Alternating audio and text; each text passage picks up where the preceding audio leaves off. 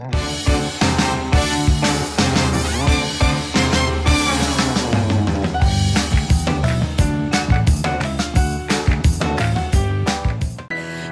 semuanya. Saudara, hari ini ada saya, ada Bevis, ada AL yang akan sharing di kelas ini. Saya berdoa biar sekali lagi kita benar-benar menangkap apa yang menjadi kerinduan Tuhan buat setiap kita. Kelas kita adalah Grand Finale Harvest. Hujan awal dan hujan akhir. Tapi juga mewarisi karunia dari pahlawan iman dan pendahulu-pendahulu kita. Saudara, hari ini saya akan bicara tentang bagaimana caranya supaya kita bisa mewarisi karunia, berkat, favor dari semua pahlawan-pahlawan iman, dari semua pendahulu-pendahulu yang ada. Thank you. Oke. Kita mau belajar sama-sama hari ini, saudara. Saudara, karena dalam kehidupan saya mengerti bahwa untuk mewarisi itu tidak mudah. Saudara boleh terima warisan uang, tapi kalau saudara tidak mewarisi skillnya, atau saudara tidak bisa mewarisi akan semua kehebatan yang mungkin orang tua kita punya, maka uang itu dalam waktu mungkin hanya 1 bulan akan habis. Karena kita tidak punya skill untuk mengelolanya. Mewarisi itu ternyata lumayan sulit. Dan ternyata mewarisi itu bukan hanya sekedar ketika kita punya hubungan darah seperti ayah ke anak. Tapi sebenarnya kita semua bisa mewarisi dari pahlawan-pahlawan iman yang sudah mati maupun yang masih hidup. Kalau mungkin saudara pernah lihat YouTube khotbah papi saya tentang warisan. Beliau menjelaskan sedemikian rupa bahwa kita itu bisa mewarisi. Dan saudara berkata, loh tapi kita tidak ada hubungan darah. Tapi kita percaya kita anak-anak Abraham. Maka kita bisa mewarisi semua pahlawan-pahlawan iman. Maka ketika saudara baca Alkitab, jangan saudara berpikir, oh ya itu dia. Oh ya karena Musa itu hebat. Oh ya karena Abraham itu hebat. Oh ya karena Esther itu hebat. Tapi setiap kali kita baca Alkitab, kita baca semuanya. Bisakah kita buka Alkitab dan kita berkata, Tuhan, biar hari ini aku mewarisi dari Abraham. Aku mewarisi dari Musa. Aku mewarisi dari Esther. Dan yang paling dahsyat, kita mewarisi dari Yesus Kristus Tuhan, Raja di atas segala raja. Tapi hari ini pertanyaan terbesar saya adalah ketika saudara ingin mewarisi dari semua pahlawan-pahlawan iman yang sudah mati maupun yang masih hidup. Pertanyaan saya, sudahkah Tuhan itu menjadi Allah kita? Karena ketika Tuhan yang disembah oleh para pendahulu-pendahulu kita, Tuhan yang disembah oleh pahlawan-pahlawan iman masih belum menjadi Tuhan kita, maka kita tidak akan bisa mewarisi apapun. Mari buka sama-sama di Kejadian 24 ayat yang ke-11 sampai ayat yang ke-12. Kejadian 24 ayat yang ke-11 sampai ayat yang ke-12.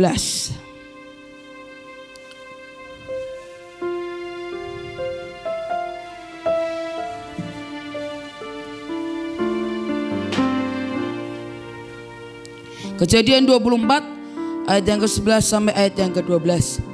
Di sana disuruhnyalah unta itu berhenti di luar kota dekat suatu sumur. Pada waktu petang hari, waktu perempuan-perempuan keluar untuk menimba air. Lalu berkatalah ia, Tuhan Allah Tuanku Abraham, buatlah kiranya tercapai tujuanku pada hari ini. Tunjukkanlah kasih setiamu kepada Tuanku Abraham.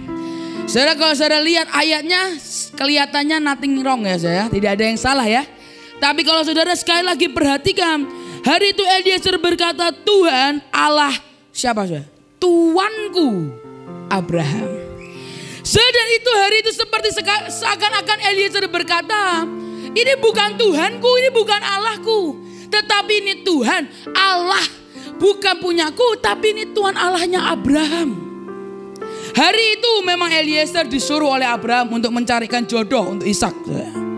Tapi hari itu bahkan ketika doanya saja itu terlihat bahwa Eliezer masih tidak menganggap Tuhannya Abraham adalah tuannya. Karena akan sangat berbeda ketika Eliezer tahu itu adalah Tuhannya. Maka dia tidak akan berdoa Tuhan Allah Tuanku Abraham. Tapi dia akan langsung berkata Tuhanku, Tuhannya Eliezer. Dan hari itu Eliezer adalah orang yang benar-benar melihat kuasa Tuhan. Eliezer melihat anugerah Tuhan, berkat Tuhan. Dia melihat dari hidup Abraham begitu lama. Dia lihat Abraham dari nol sampai berhasil Eliezer ada di situ. Eliezer adalah orang yang dipercayai oleh Abraham. Seharusnya dia bisa menerima warisan. Seharusnya dia bisa menerima berkat dari Abraham. Tapi hari itu tetap, sekalipun Eliezer orang yang sudah lama ikut Abraham, ketika Allah Abraham tidak bisa menjadi Allah Eliezer, dia tidak bisa menerima berkat apapun. Kejadian 15 ayat yang kedua sampai ayat yang keempat. Kejadian 15 ayat yang kedua sampai ayat yang keempat.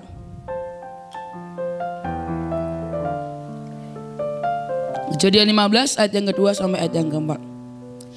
Abraham menjawab, ya Tuhan Allah, apakah yang akan engkau berikan kepadaku? Karena aku akan meninggal dengan tidak mempunyai anak. Dan yang akan mewarisi rumahku ialah Eliezer, orang Damsyik itu. Lagi kata Abraham, engkau tidak memberikan kepadaku keturunan sehingga seorang hambaku nanti menjadi ahli warisku. Bayangin deh, Abraham tuh ingin rindu Eliezer jadi pewarisnya. Bahkan dia bilang ke Tuhan, Tuhan karena engkau tidak memberi aku anak, maka semua warisanku, kekayaanku akan jatuh kepada hambaku Eliezer. Tapi hari itu jawaban Tuhan begitu luar biasa. Hari itu bahkan seakan-akan Tuhan perlu menciptakan Ishak supaya warisan Abraham tidak perlu jatuh kepada orang yang bernama Eliezer.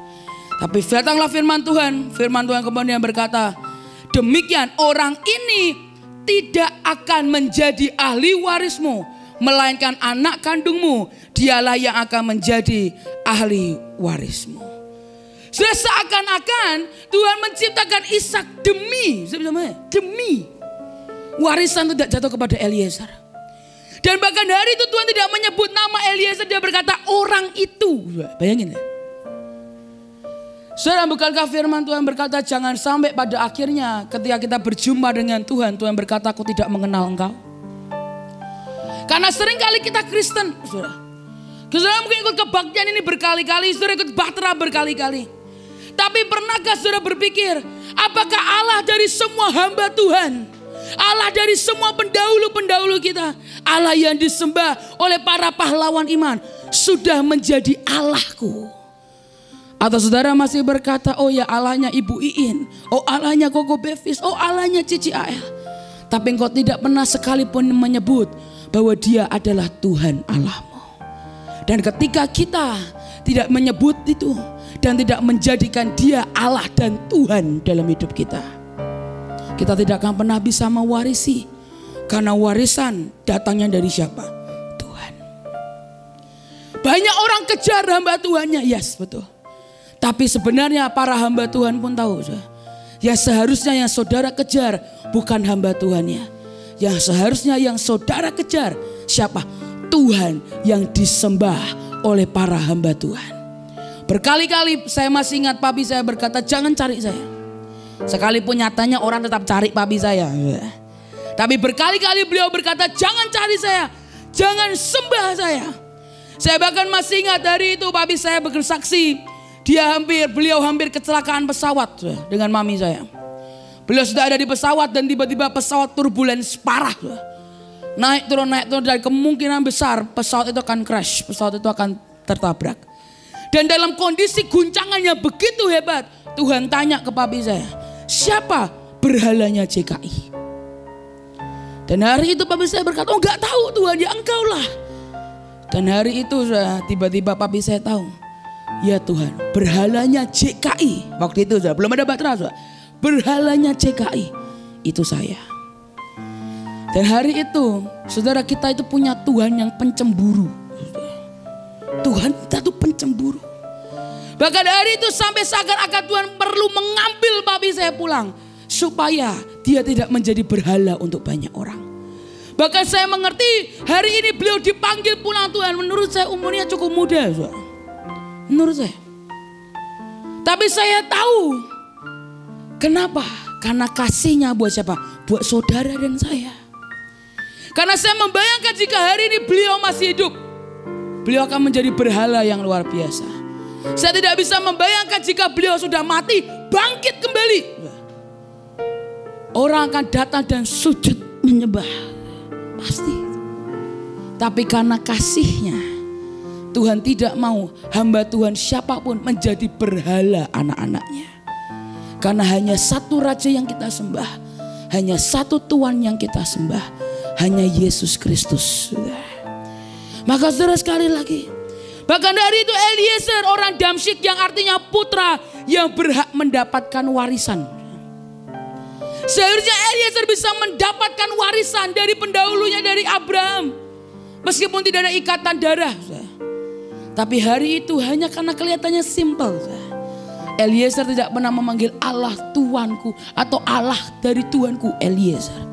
Tapi dia menyebut Tuhan sebagai Allah Tuanku Abraham.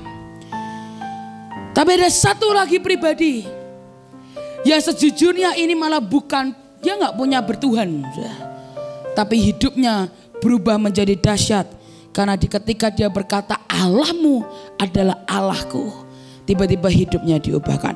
Rut 1 ayat yang ke-16. Rut 1 ayat yang ke-16.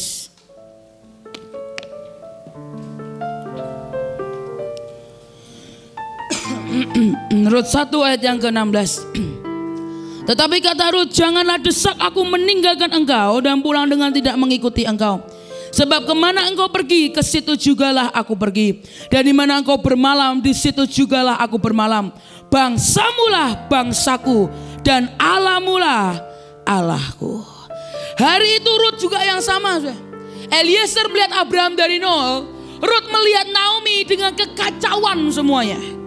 Dia lihat kematian di mana-mana. Dia melihat bagaimana hidup Naomi berubah jadi nol. Tapi yang ada justru Rut berkata, Naomi, bangsamu adalah bangsaku, Allahmu adalah Allahku. Dan ketika dia mendeklar, seperti kita mengerti, tiba-tiba Rut seperti dicangkokkan masuk dalam kerajaan Tuhan. Dia seharusnya adalah bangsa yang dibuang, bangsa yang tidak boleh menyentuh kemuliaan Tuhan. Tapi hari itu hanya karena dia berkata, bangsamu Naomi adalah bangsaku. Dan yang paling penting, dia berkata Allahmu adalah Allahku. Dan ketika dia berkata seperti itu, hidupnya seperti pembalikan keadaan. Seharusnya bangsa yang tidak bisa bersentuhan dengan silsilah Yesus, tapi hari itu dia dicangkokkan dan dia masuk ke dalam silsilah.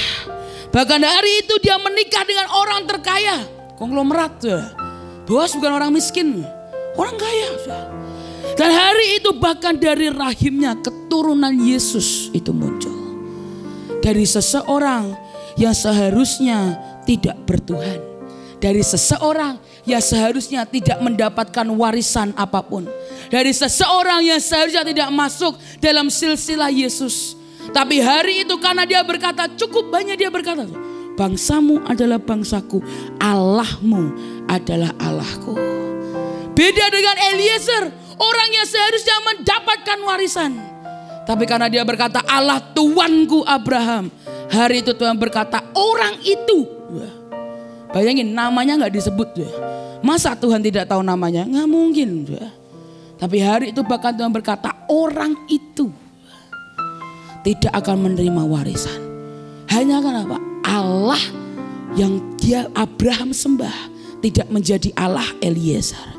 Tapi Naomi dan Rut menyembah Allah dari Naomi. Sekalipun yang dia lihat kekacauan, tapi itu tidak menghentikan.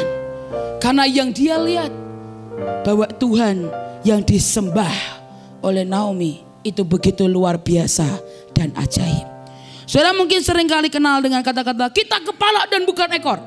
Saudara sering dengar deklarasi itu, kita kepala dan bukan ekor. Saudara berkata yes, amin. Saya tahu artinya apa. Sesuatu hari Tuhan berkata, nak, ikut Tuhan yang kita kenal itu secara pribadi dan bukan ngekor. Dalam artian apa? Ketika mungkin hari ini saya tanya, Tuhan itu kayak apa sih? Saya pernah lakukan itu dengan seminar anak-anak muda. Saya tanya, Tuhan itu pribadinya seperti apa? Dan dia jawab, kata kakak kelasku, katanya Tuhan itu baik. Oh katanya hamba Tuhan itu, Tuhan Yesus itu murah hati. Saya tanya lagi, oh kata mamaku, Tuhan itu penyayang. Oh kata ini, kata itu, dan kata ini. Itu namanya ngekor. Engkau bukan kenal Tuhan, engkau cuma sekedar tahu dia. Kalau saudara sehari ini tanya, mungkin saudara tanya dengan beberapa orang, satu orang kayak gimana sih? Dan saudara mungkin berkata, oh katanya kok Bevis, Ci Sasa itu rada galak. Oh katanya Ci AL, Ci Sasa itu murah hati. Gitu. Tapi kalau saudara kenal dengan saya, apakah saudara perlu kata ini? Enggak kan saudara? Saudara oh saya tahu Ci Sasa orangnya kayak apa. Dia sukanya begini. Enggak sukanya begini. Kenapa saudara kenal dengan saya? Saudara itu sama dengan Tuhan. Ketika hari ini ada orang tanya dengan saudara, Tuhan tuh kayak gimana sih? Dan ketika saudara berkata, oh kata hamba Tuhan, Tuhan itu tidak pernah mengingkar janjinya. Tapi akan berbeda jika benar-benar saudara mengalami bahwa dia Tuhan yang tidak pernah mengingkari janjinya. Saudara gak akan pernah berkata, oh kata hamba Tuhan. Saudara akan dengan mantap dia akan berkata, Tuhan yang kita sembah tidak pernah mengingkari janjinya. Mantap. Tapi kalau oh kata ini, kata itu, kata ini, saudara masih ngekor. Kalau saudara berkata kita kepala dan bukan ekor. Kenali dia secara pribadi dan jangan ngekor. Karena satu-satunya cara untuk kita mewarisi, untuk masa-masa di akhir zaman ini, mewarisi setiap karunia adalah kita perlu kenal dia secara pribadi. Kita perlu kenal dia. Saudara kalau saudara lihat salib, saya tidak tahu ada banyak tafsiran tentang arti salib, saudara. Tapi hari itu tiba-tiba Tuhan tunjukkan ketika salib itu. Tuhan berkata hubungan pribadimu dengan Tuhan. Itu yang akan membuat ada jalur anugerah turun di tengah-tengah kita. Hubunganmu pribadi dengan Tuhan akan menurunkan anugerah. Dan jalur favor of God and man akan mengalir dalam hidupmu. Engkau mau warisan, engkau mau yang terbaik, engkau mau terima karunia, engkau harus kenal siapa pemberi karunia itu. Saudara mau terima warisan, harus kenali siapa Allah dari orang itu. Saya masih ingat ketika kakak perempuan saya menikah. Ketika kakak saya menikah, hari itu saya masih ingat papi saya berdoa. Hari itu beliau berkata, kenali Allah ayahmu. Perkataan itu memang buat kakak saya, tapi itu membekas di hati saya. Berkali-kali beliau cuma berdoa tuh, kenali Allah ayahmu, kenali Allah ayahmu. Saudara hari ini ketika beliau sudah dibawa pulang Tuhan, ada banyak hidup orang mulai goyang. Ada bahkan orang berkata, sa bisnisku hancur karena papi mau meninggal. Saya bilang, hubungannya apa? Dia bilang, bisnismu hancur sama papi saya meninggal. Dia berkata karena selama ini yang mengarahkan hidup saya ya papimu. Dia bilang oke. Dia bilang keluargaku berantakan. Kenapa sejak papimu meninggal? Bilang, kok papi saya meninggal kok banyak yang susah ya? Saya bilang. Ya memang sih lebih susah sih ya. Memang enak zaman papi saya ya. Buat saya pribadi juga. Tapi hari-hari ini mendidik kita. Saya tahu Tuhan bawa pulang para hamba-hamba Tuhan. Saya juga bingung. Kenapa sih harus dibawa pulang? Bukankah lebih enak kita bersama-sama naik ke surga? Saya bilang. Tapi kenyataannya karena Tuhan mau kita nggak ngekor dengan para hamba Tuhan. Kita dengarkan firman-Nya. Kita terima yang terbaik. Kita terima semua blessing-Nya. Tapi intinya kita harus jalan dengan Tuhan. Saudara dengar setiap kesaksian. Bukan cuma untuk dinikmati, didengar. Tapi untuk saudara ikut mengalami dengan Tuhan. Dan itulah ketika engkau mengalami dengan Tuhan. Maka dengan gagah engkau akan berkata, Allah Abraham, Allah Ishak, Allah Yakub adalah Allahku juga. Hari itu Bu In bersaksi tentang Mahanaim. Bu In berkata hari itu Yayasan Mahanaim uangnya 0. Dan hari itu setiap bulan Bu In berkata kita perlu banyak uang. Saya masih ingat di SRK. Dan hari itu Bu In berkata, Bu In belajar menyerahkan ke Tuhan. Dengan Ibu In berkata, Tuhan yayasan ini milikmu. Ini punyamu Tuhan. Engkau yang urus, engkau yang ambil alih. Dan ketika itu tiba-tiba ada orang memberkati. Dan sampai hari ini Yayasan Mahanaim terus diberkati Tuhan. ketika saya dengar itu, tidak lama kemudian yayasan saya gantian yang gak punya uang. Karena ketika saya dengar ibu ini berkata, saya bilang, aku terima Tuhan, aku mau jalan dengan Engkau. Karena jalan dengan Tuhan itu tidak selalu seperti taman di bunga. Kadang kau harus melewati dapur perapian, melewati sedikit neraka. Tapi ketika jalan dengan Tuhan, ada tangan yang tidak pernah melepaskan, saudara. Itu enaknya. Dan dia tidak pernah membiarkan kita tergeletak. Mau jatuh, diangkat, gandeng lagi. Kalau hari ini saya gandeng keponakan saya, dan saya lihat dia mau jatuh, apakah saya biarkan? Atau saya nyoh? Nggak mungkin. Ya. Saya akan pegang, angkat. Ya. Kalau diangkat, twing, diangkat, jalan lagi. Dan hari itu saya bilang, Tuhan saya mau alami. Dan tiba-tiba yayasan saya nggak punya uang. Yayasan saya tidak punya pemasukan setiap minggu. Tidak ada, karena kita nggak punya kebaktian. Kita bukan gereja yayasan kita. Tapi yang ada setiap hari kita harus keluar uang untuk memberkati orang-orang. Saudara, dari itu saya ditelepon, saya stres banget. Saya khotbah sampai nggak fokus. Saya dihubungi kanan kiri, dia bilang ini uangnya gak ada, bulan depan gak ada yang bisa digaji, gak ada yang bisa ngasih makan, nol.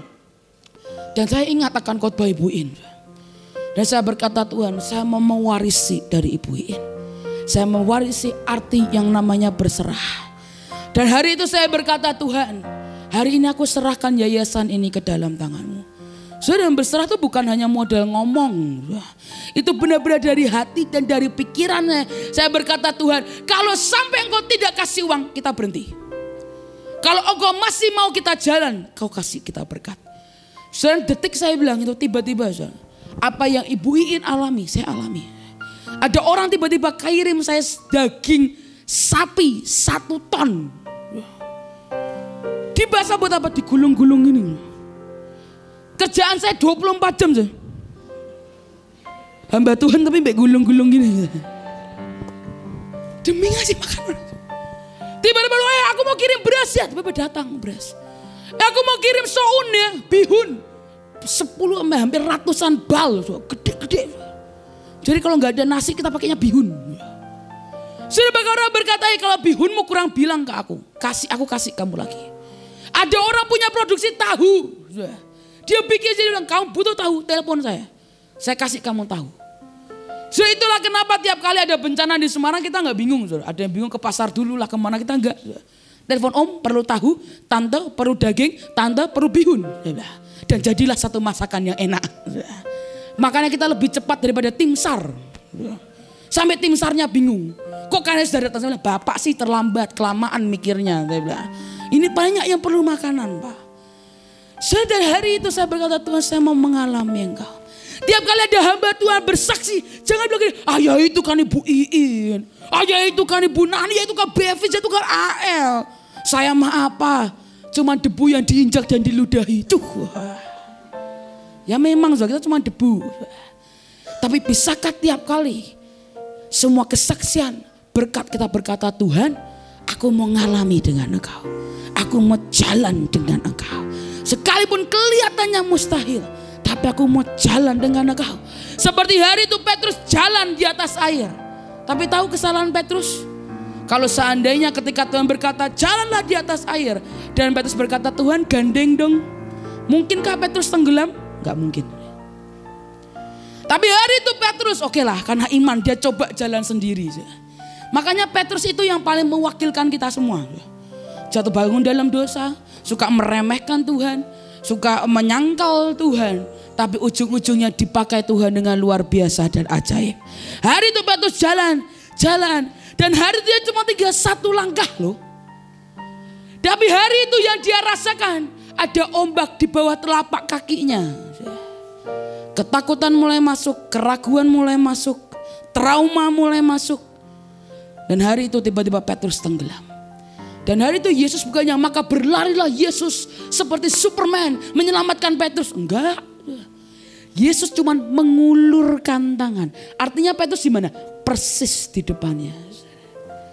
Karena ketika engkau jalan dengan Tuhan, suara Tuhan harus terdengar lebih keras daripada suara ombak di bawah kita. Karena ketika kita bisa fokus ke Tuhan, lurus suaranya yang paling keras yang kita dengar. disitulah kita akan jalan di atas kemustahilan. Setelah Petrus dikeluarkan, apakah pernah tertulis maka perahu menyelamatkan Petrus dan Yesus? No. Firman Tuhan berkata, kembalilah Petrus dengan Yesus naik ke atas kapal. Artinya Petrus dan Tuhan ngapain? Jalan di atas air.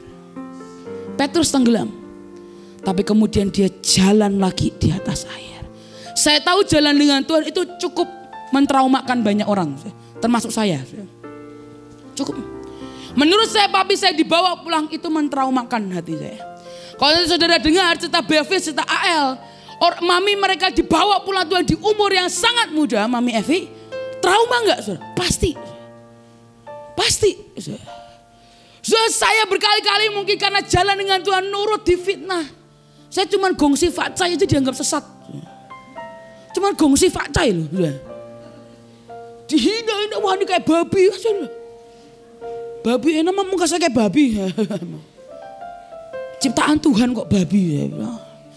Sudah sekali lagi itu mentraumakan trauma. Dan seringkali kita seperti Petrus di mana suara orang lebih keras. Orang berkata, "Alah ngapainlah jalan dengan Tuhan, hidup tuh biasa-biasa aja. Alah ngapain, jangan terbang-terbang, napak tanah ini loh, ditapak."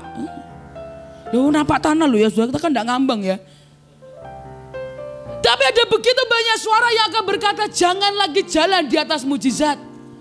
Jangan lagi jalan dengan Tuhan, ngapain capek-capekin. Udah yang biasa-biasa aja. Dan ketika kita biasa-biasa aja, kita stay di perahu dan tidak akan pernah keluar. Dan hari itu tidak ada selain Petrus yang mengalami mujizat jalan di atas air. Cuman siapa? Petrus. Murid yang lain di mana? Dalam perahu. Dan bukankah sampai akhir Petrus menjadi seorang rasul yang luar biasa. Dan bawa jiwa dia, bahkan dulu yang orangnya penakut masuk penjara, 5.000 orang bertobat. Bukankah Petrus akhirnya bahkan merelakan hidupnya mati buat siapa? Tuhan. Tapi sekali lagi saudara dipanggil di akhir zaman ini. Dan Tuhan mau dia menjadi Tuhan dalam hidup saudara. Tuhan mau dia menjadi Allah dalam hidup saudara. Dia tidak mau hanya sekedar Tuhan yang saudara dengar. Tapi dia mau menjadi Tuhan yang saudara kenal. Supaya dia bisa memberikan semua warisan yang seharusnya menjadi jatah saudara. Dia mau memberikan setiap karunia yang seharusnya menjadi jatah saudara. Tapi saudara perlu kenal siapa dia. Saudara perlu kenal siapa dia. Karena seperti firman Tuhan berkata, engkau datang kebaktian, tapi engkau tidak percaya dengan kuasanya, maka semuanya akan menjadi sia-sia. Saudara terima warisan, saudara terima karunia, saudara terima tindakan profetik, tapi kalau saudara tidak bisa percaya kuasa Yesus di dalamnya yang lebih besar dari semua roh-roh yang ada di luar sana, semuanya akan sia-sia. Itu akan menjadi barang biasa. Salah satu warisan dalam bentuk fisik dari papi saya, iPad ini. Ini iPad lama banget ya. Termasuk casing-casingnya. Ini saudara kalau pakai kameranya udah bureng ya. Saudara, dan kalau saudara lihat ada banyak aplikasi-aplikasi Alkitab yang keren-keren, ini nggak bisa, nggak nyandak otaknya di sini. Ini lama banget. Tapi sekali lagi yang saya lihat bukan tentang iPad-nya. Yang saya lihat bagaimana Tuhan memberi sebuah pewahyuan kepada seseorang yang bernama Petrus Agung Purnomo. Saudara, setiap hari saya berdoa. Setiap hari. Bahkan saudara, hari itu saya masih ingat di akhir hidup saya. Seminggu sebelum papi saya pulang, Tuhan suruh saya puasa Daniel. Lewat papi saya. Papi saya berkata, papi ingin kasih kamu kunci pewahyuan. Papi ingin kasih kamu kunci hikmat. Untuk bisa mengupas firman sampai dalam. Sampai kamu bisa benar-benar mengerti hati Tuhan. Tapi hari itu papi saya berkata, tapi kamu harus puasa Daniel. Kenapa? Karena waktu Daniel untuk menerima skill and understanding. Firman Tuhan berkata Daniel berpuasa. Lalu kemudian malaikat datang dan memberi skill dan understanding. Dan hari itu papi saya berkata puasa ya. Seminggu ya, selesai belum sempat didoakan, papi saya pulang. Saya bisa tahu nyeseknya. Saya bilang ya ampun Pi, sudah susah-susah puasa Daniel. Saya bilang, katanya mau buka puasa bersama. Malah di 3 pulang. Saya bilang, Jadi siapa yang akan memberi saya pewahyuan? Saya bilang, saya datang ke hamba Tuhan ini, waduh jangan ke saya. Ke hamba Tuhan ini, waduh jangan saya. Saya bilang, Tuhan saya harus datang ke siapa? Dan detik itu Tuhan berkata, nak engkau mau terima warisan dari papimu. Datang kepada Tuhan yang memberi pewahyuan ke papimu. Dan sejak itu saya berkata, oke Tuhan, buat hari ini aku jalan dengan engkau. Allah engkau adalah Allah Abraham, engkau Allah Ishak, engkau Allah Yakub, engkau juga Allah dari hambamu Yusak Cipto, engkau adalah Allah dari hambamu Petrus Agung, engkau adalah Allah dari hambamu Padania Kristianto. Maka hari ini engkau menjadi Allah Hadasah Gloria Purnama. Dan hari itu kau jalan dengan Tuhan, day by day, step by step.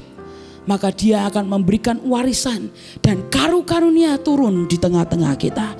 Sekali lagi, jangan kejar orangnya, jangan kejar warisannya, jangan kejar karunianya, tapi kejar Tuhan yang menjadi sumber dari segala sesuatunya. Maka saya percaya dia akan memberi kepada kita tepat. Karena dia memberi bukan yang kita mau, saudara. Dia memberi yang kita butuhkan. Dan yang tahu cuman Tuhan. Dan sekali lagi saya berdoa, sebelum dilanjutkan oleh saudara-saudara saya berdoa biar sekali lagi ini menjadi dasar. Sebelum kita menerima hujan awal, hujan akhir, sebelum kita menerima warisan, sebelum kita menerima setiap karunia, biar hari ini kita berkata, Tuhan, jadi Tuhan dalam hidupku, jadi Allah dalam hidupku, jadilah Raja dalam hidupku. Betul, Alkitab semua saja bangkit berdiri bersama-sama.